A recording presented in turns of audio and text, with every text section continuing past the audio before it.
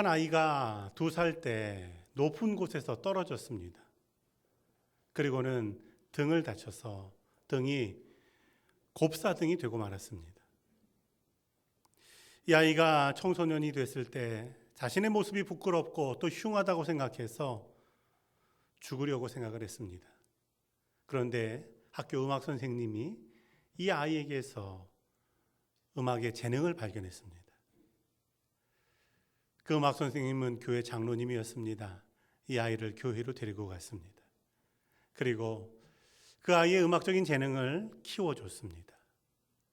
결국 그 아이는 음악대학에 진학을 했고 나중에 외국에 유학을 갔다 와서 국내에 있는 대학의 교수가 됐습니다. 그는 오페라단을 만들어서 세계를 돌아다니며 공연을 하기도 했습니다. 하지만 그는 여전히 곱사등이었습니다. 어느 날 집회에 참여했는데 목사님이 십자가를 바라보라고 믿으면 아멘하라고 그렇게 말씀하는 겁니다. 그런데 그는 속으로 생각하기를 아니 마음으로만 믿으면 되지 꼭 아멘해야 돼? 이런 생각을 했습니다. 그런데도 그 목사님이 여러 번 아멘하라고 말할 때 자기도 모르게 아멘했습니다. 그런데 신비한 일이 그에게 일어났습니다. 주님이 자신의 몸을 만져주시는 것처럼 여겨졌습니다. 몇 날 며칠 몸이 시원해지고 또 등도 펴지는 것 같습니다. 그러더니 정말 50여 년 동안 굽어있던 그 등이 펴지고 허리가 곧아졌다라는 것입니다. 백기현 교수의 이야기입니다. 오늘 우리가 읽은 말씀은 예수님을 만나서 메말랐던 손이 펴지고 회복된 사람의 이야기입니다. 예수님이 회당에 들어가셨을 때 거기에는 손이 마른 사람이 있었습니다. 손이 마른다라고 하는 것은 손을 정상적으로 사용할 수 없다는 말입니다. 손을 사용할 수 없다면 그는 사회적으로 소외됩니다. 일할 수 없기 때문입니다. 또 손을 사용할 수 없다면 인격적으로도 위축되게 됩니다. 다른 사람 만나도 쉽게 악수를 건네기도 어렵습니다. 이 사람에게 소원이 있다면 그건 자신의 말라버린 이 손이 회복되는 것입니다. 그러던 중에 그는 예수님을 만납니다. 그에게 소망이 생겨났습니다. 그런데 그가 예수님 만나긴 했지만 그와 예수님 사이에는 넘어야 되는 장벽이 하나 있습니다. 그 장벽은 바로 안식일에 대한 유대인의 규례였습니다. 안식일의 의미는 하나님을 예배하며 쉼을 얻도록 하는 것이었습니다. 그런데 당시 유대인들에게 있어서 안식일은 아무것도 안 하는 날이 되어 있었습니다. 오늘날 현대 유대인들은 안식일을 지키기 위해서 39가지의 규칙을 가지고 있다고 합니다. 일하는 것은 물론 당연히 안 되고 음식을 먹을 때 소금을 넣는 것도 안 됩니다. 소금을 넣는 것도 일이기 때문입니다. 글씨를 쓰는 것도 글씨를 지우는 것도 안 됩니다. 불을 켜거나 불을 꺼도 안 됩니다. 안식일에는 일반 엘리베이터를 탈 수 없습니다. 왜냐하면 몇 층 가려고 누르는 순간 등이 들어오고 불이 들어오면 일하는 것이 되기 때문입니다. 오늘날도 이런데 당시 예수님 당시에는 어떻겠습니까? 예수님 당시에 유대인들이 가지고 있는 안식일의 규례에는 손 마른 사람의 병은 절대로 고쳐서는 안 되는 일입니다. 손 마른 사람 입장에서는 언제 예수님 다시 만날지 알 수 없는데 안식일 규례가 그의 소망의 장벽이 된 것입니다. 그런데 예수님께서는 안식일에 이 사람을 주목해서 보십니다. 그냥 지나치지 않으십니다. 그리고 손 마른 사람을 향해서 네 손을 내밀어라 말씀하십니다. 손 마른 사람이 예수님을 향해 손을 내밀게 될 때 손 마른 것이 풀리고 그리고 정상으로 회복이 됐습니다. 예수님께서는 이 사람의 병을 고쳐주시면서 또 한 가지 우리에게 메시지를 전합니다. 그 메시지는 이 손 마른 사람의 손이 낫는 것을 보고 있는 주변 사람들을 향한 메시지입니다.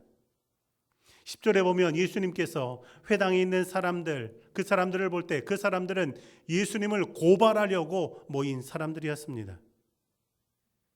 그 사람들의 마음은 돌같이 굳어져 있습니다. 메마른 마음입니다. 예수님은 손 마른 사람 향해서 내 마른 손을 내밀어라 말씀하시고 동시에 그 사람들을 향해서 내 메마른 마음도 내밀어라 말씀하고 계십니다.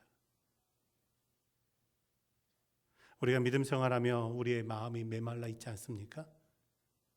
예수님께서 우리에게 내 메마른 마음을 내밀어라 말씀하신다면 그것은 어떤 의미입니까? 오늘 말씀을 중심으로 몇 가지로 함께 은혜를 나누고자 합니다. 첫 번째로는 메마른 마음에 예수님의 사랑으로 더하라라는 것입니다. 오늘 말씀을 보면 예수님과 손 마른 사람 외에 또 한 부류의 사람이 나옵니다. 그 사람들은 예수님을 고발하려고 하는 사람입니다. 10절에 보면 사람들이 예수님에게 질문합니다. 안식일에 병을 고치는 일이 옳은 일입니까?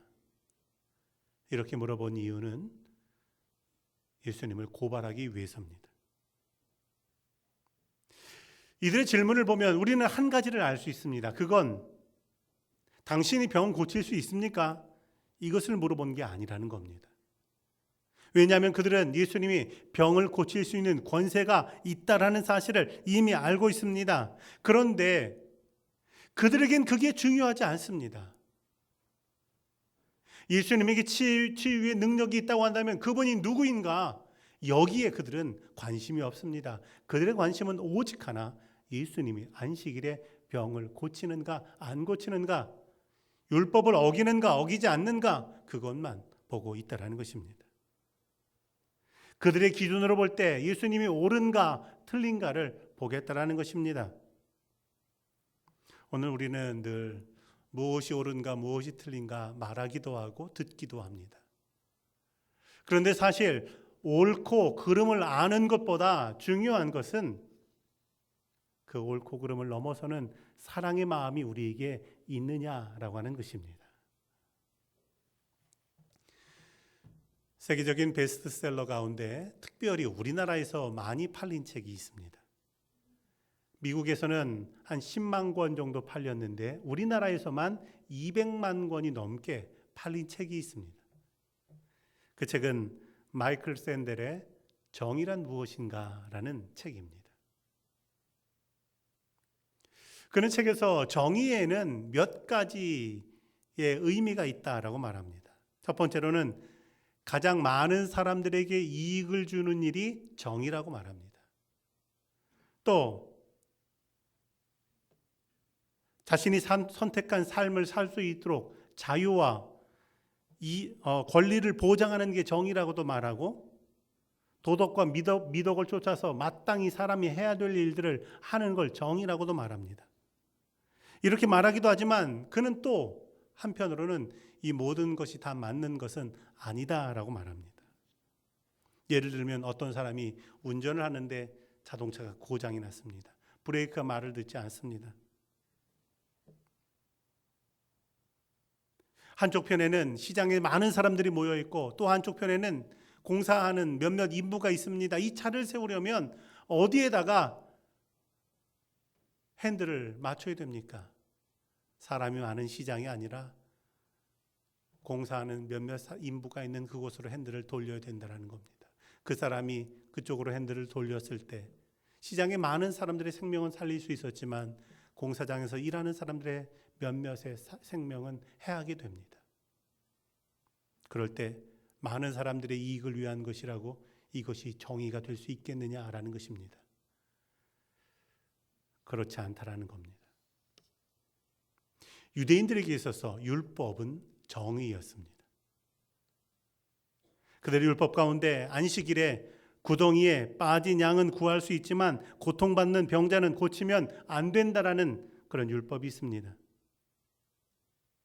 예수님은 그 율법을 떠올리면서 사람의 양보다도 귀하지 않냐, 그러므로 안식일에 선을 행하는 것이 옳지 않냐라고 말씀하십니다.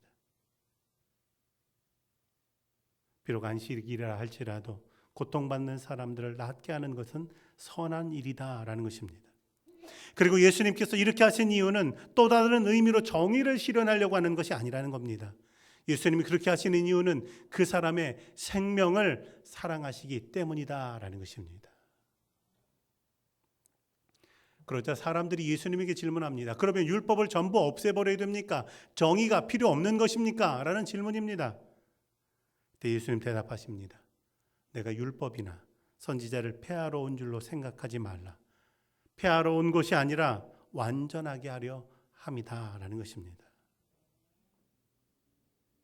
삶을 살아갈 때 정의가 중요하지만 그러나 그 정의에 사랑이 더해져야 그것은 사람을 죽이는 것이 아니라 사람을 살리는 일이 되어진다라는 것입니다. 예수님 이렇게 말씀하시는데도 불구하고 이 사람들은 오직 사랑 없는 정의에만 매달려 있습니다. 예수님이 그 사람의 손을 고치게 될 때 그들이 어떻게 생각합니까? 오늘 우리가 읽지는 않았지만 14절을 보면 어떻게 하여 예수를 죽일까 의논했다라는 것입니다. 마음이 말라버린 그들은 사랑을 잃어버린 것입니다. 그리고 예수님이 그 앞에 계시는데도 불구하고 그 예수님의 사랑을 깨닫지 못하고 있는 것입니다. 그래서 사도 바울은 이렇게 믿음을 권면합니다. 내가 사람의 방언과 천사의 말을 할지라도 사랑이 없으면 소리나는 구리와 울리는 꽹과리가 되고 내가 예언하는 능력이 있어 모든 비밀과 모든 지식을 알고 또 산을 옮길 만한 모든 믿음이 있을지라도 사랑이 없으면 내가 아무것도 아니다라는 것입니다. 우리 사회에는 더 많은 정의가 필요하고 또 공정한 사회가 되도록 우리가 노력해야 됩니다. 그러나 그것을 넘어서서 예수 그리스도의 사랑을 우리가 품고 살게 될 때 우리의 삶이 복이 있는 삶이 되는 줄로 믿습니다. 우리 가정에서도 다른 사람들과의 관계에서도 정의를 넘어서서 사랑에까지 나아가는 교우들이 되기를 주의 이름으로 축원합니다. 두 번째로는 메마른 마음에 예수님의 공감을 더하라라는 것입니다. 한쪽 손이 말랐다라는 건 그 손을 사용하지 못한다라는 것입니다. 그리고 사람의 몸에서 사용하지 않게 되는 곳은 점점 약해지고 그리고 비틀어지고 볼품없게 됩니다. 어떻게 보면 오므러졌을지 모를 자신의 손을 그 사람은 밖에 내놓지 못하고 옷 속에 넣고 다녔을지 모르겠습니다. 한 손을 가리고 다닌다는 것, 그건 다른 손도 불편해지게 되는 일이고 몸 전체가 사실은 움츠러들 수밖에 없는 일입니다. 그에게 있어서 한 가지 소원이 있다면 하루라도 빨리 이것을 고치고 싶다라고 하는 마음뿐이었을 것입니다. 그런데 예수님 고발하려고 하는 사람들의 마음은 그렇지 않습니다. 그 사람들의 마음은 이 사람의 마음과는, 손 마른 사람의 마음과는 관계없이 오늘 꼭 그걸 고쳐야 되겠느냐라는 겁니다. 하루 이틀 더 불편하고 안식일 지나고 고치면 안 되느냐는 것입니다. 무슨 차이가 있냐는 것입니다. 사실 이 생각은 자신들의 입장만 있지 손이 말라서 오랫동안 고생했던 그 사람의 마음은 전혀 공감하고 있지 못한 것입니다. 그러나 예수님은 이 손 마른 사람의 마음에 공감해 주십니다. 그 사람의 마음을 헤아리고 계신 것입니다. 미국이 이라크 전쟁에서 승리하고 돌아왔을 때 미국의 ABC 방송국에서 당시 사령관을 방송국으로 초청해서 대담 프로를 가지게 됐습니다. 진행자였던 바바라 월터스라고 하는 사람이 사령관에게 질문합니다. 미국인들은 당신을 폭풍의 사령관이라고 부릅니다. 당신도 그렇게 생각합니까? 그때 그는 이런 대답을 했습니다. 아닙니다. 저는 가슴이 따뜻한 남자입니다. 그러자 사람들은 그가 유머를 했다고 생각해서 웃었습니다. 진행자가 다시 질문합니다. 오늘날 우리 사회의 가장 큰 적은 무엇이라고 생각합니까? 그때 전쟁에서 돌아온 사령관은 이런 말을 합니다. 오늘날 우리의 적은 외부에 있는 것이 아닙니다. 현재 미국에는 눈물 없는 남자들이 많아지고 있습니다. 이것이 가장 큰 적입니다. 라고 대답했습니다. 눈물 없는 남자가 많아진다라고 하는 것, 그것은 사회가 메마른 광야처럼 삭막해졌다라는 것입니다. 사람들의 아픔에 공감하지 못하는 사람들이 점점 늘어나고 있다라고 말하고 있는 것입니다. 예수님은 사람들에게 물어보십니다. 안식일에 선을 행하는 것과 악을 행하는 것, 생명을 구하는 것과 죽이는 것, 어느 것이 옳으냐? 예수님의 질문의 의미는 지금 이 사람이 이렇게 오랫동안 고통당했는데 그 고통에 너희는 왜 공감하고 있지 못하느냐? 라는 말씀입니다. 그리고 이 물음의 다른 의미는 지금 여기 서 있는 사람이 내 자신이라고 한다고 할지라도 그렇게 말할 수 있겠느냐? 내가 사랑하는 가족이라고 해도 그렇게 말할 수 있겠느냐라고 하는 것입니다. 우리가 이 땅에서 믿음 생활하며 갖게 될 그런 영성 가운데 하나가 있다면 그것은 하나님의 마음을 아는 것입니다.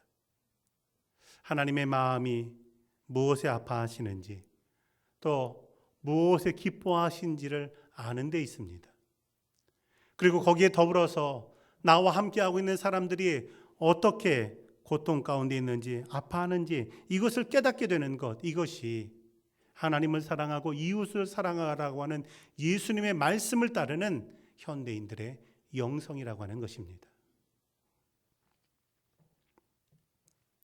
지난 주간에 외국에서 이제 교민들이 전 세계로 들어온 일이 있었습니다. 귀국하기 전에 논란이 있었던 건 그들이 어느 지역에 격리되느냐 하는 것이었습니다. 격리 지역이 발표됐을 때 그 지역 사람들은 반대했습니다. 반대하는 모습을 보면서 한편으로는 우리가 공감할 수밖에 없습니다. 전염에 대한 염려도 있겠지만 생업을 가진 사람들은 그 일 때문에 생업에 막대한 지장을 받을 수도 있기 때문에 그렇습니다. 반대로 우리는 다른 사람들의 마음에도 공감할 수 있습니다. 귀국한 사람들, 그 가족이라면 얼마나 조마조마할까라고 하는 마음입니다.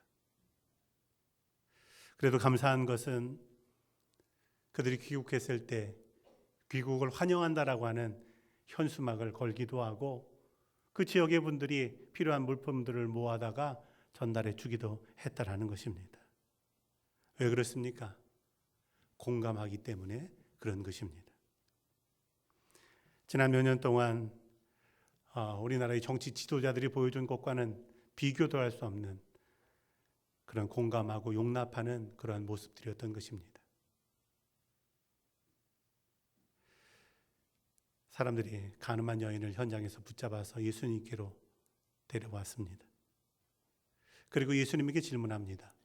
율법에는 돌로 치라고 되어 있는데 어떻게 하시겠습니까? 이건 역시 정의를 질문하는 것입니다. 예수님은 그들에게 다시 물으십니다. 너희는 죄 없느냐?